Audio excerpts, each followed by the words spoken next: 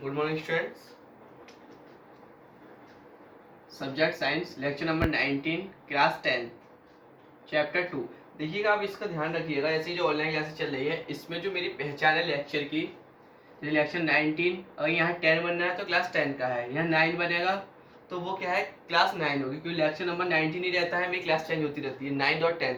और अगर 9 10 नहीं लिखा हुआ है तो वो बेसिक वाला होता है, ठीक है, जो क्लास 8 तक के लिए है, जो नॉलेज के लिए है, ठीक है, इसका आप ध्यान रखेंगे। अच्छा, कल जैसे कि हमने आपको एसिड और बेस के बारे में बताया था, आज हमारी उसमें हेडिंग है, क्योंकि कल तक हम क्या था, रिएक्शन वगैरह करा रहे थे।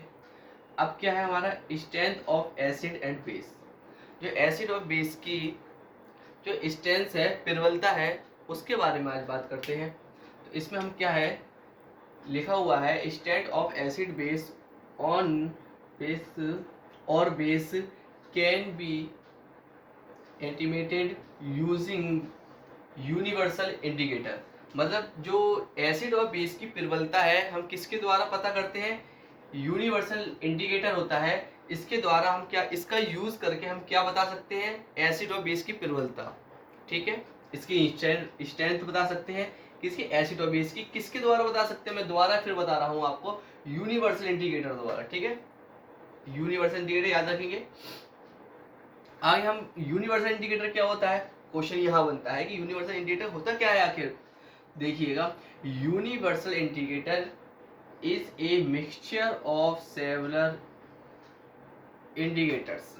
यूनिवर्सल जो इंडिकेटर्स होता है ये बहुत सारे अनेकों इंडिकेटरों से मिलकर के बना होता है, ठीक है, ये उनका मिक्सचर, अनेकों मतलब अनेकों इंडिकेटर का मिक्सचर होता है। ये मैंने लिखा है, indicator is a mixture of several indicator, अनेकों इंडिकेटर का मिक्सचर, ठीक है। समझ में आ गया आपकी क्या होता है।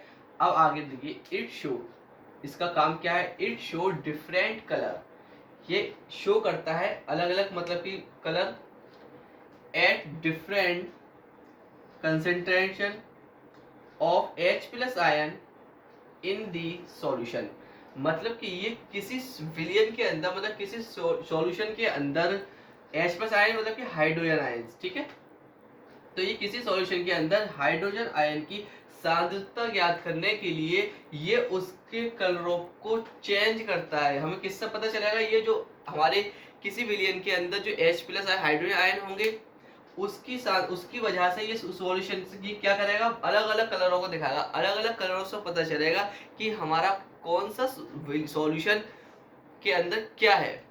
बात समझ में आई आपके, मतलब कि कलर अगर आपका रेड आता है तो वो ज्यादा एसिडिक होगा, इस और ब्लू आता है डार्क तो वो कैसा होगा, बेस होगा, ठीक है। अगर ऐसा भी नहीं आता है, बीच में रहता है तो क्या होगा, न्यूट्रल होगा। इसके बारे में देखिएगा, हम आगे बताते हैं। बात आपके समझ में आ गई है नहीं इतनी, कि कलर से हम बताएंगे, क्योंकि कलरों की क्योंकि अब मैं यहाँ एक बात बता दूं, यहाँ एक स्केल होता है पीएच स्केल, जिसके द्वारा हम ये बताते हैं पीएच स्केल किस लिए बनाया गया है। उसमें कलर द्वारा हाइड्रोजन आयंस की सांद्रता को देख करके जो कलर मैच करता है उससे हम उसकी क्या है, सांद्रता को बताते हैं कि ये कितना ज्यादा एसिड, प्रबलता को उसकी, कि ये कितना एसिड है कितना बेस है, मतलब इसके अंदर ये स्ट्रॉन्ग एसिड है वीक एसिड है, जैसा कलर आता है उसके हिसाब से बताते हैं, क्योंकि वो कलरफुल होता है स्केल, ठीक है। और उस स्केल के अंदर मैं एक चीज और बता दूं, 40 नंबर्स होते हैं, कितने, उस जैसे कि हमारा जो नॉर्मल स्केल आता है, जैसे कि 15 सेंटीमीटर का 15 सेंटीमीटर स्केल आता है ना, लेकिन वो उसी तरीके से वो स्केल बनाया गया है। उसके अंदर क्या है कि स्केल उसी तरीके का होता है,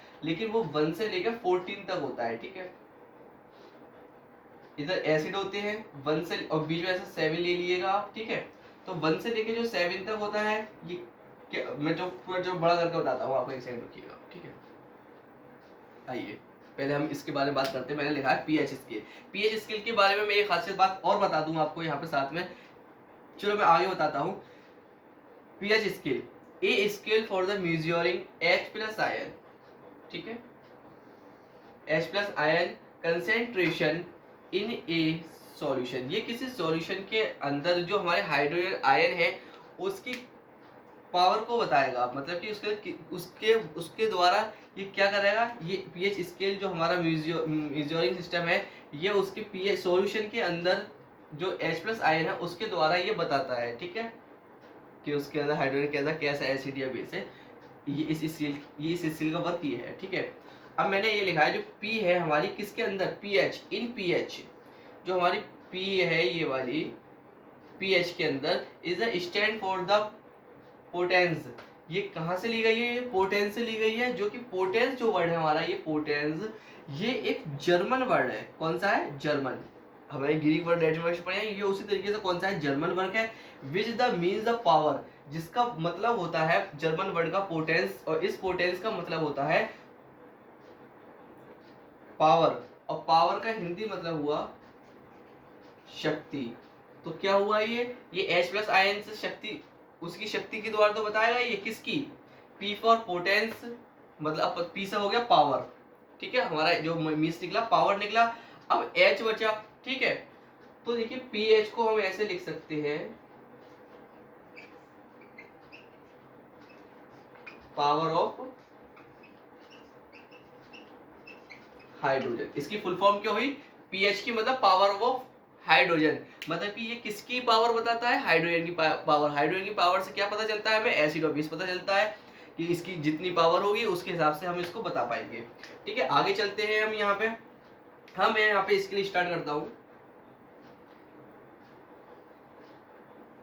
स्केल के बारे में वैसे मैं आपको कल डिटेल में बताऊंगा, जैसे कि आप अभी इजीली ये मान लीजिएगा, जैसे यहाँ 1 से लेकर 14 तक स्केल है, बीच में हमारा ये 7 है। ठीक है, मैं भी नॉर्मली बता रहा हूँ, कल डिटेल में बताएंगे इसके बारे में। आपको पीएच इसके बारे में पता चल गया होगा, पावर ऑफ हाइड्रोजन और पोटेंस वर्ड से लिया गया है, और इसका वर्क क्या है, क्योंकि ये किससे बताता है, ये H प्लस आयन जो हाइड्रोजन होता है उसके द्वारा ये बताएगा। ठीक है, कि ये मतलब एसिड है या बेस है।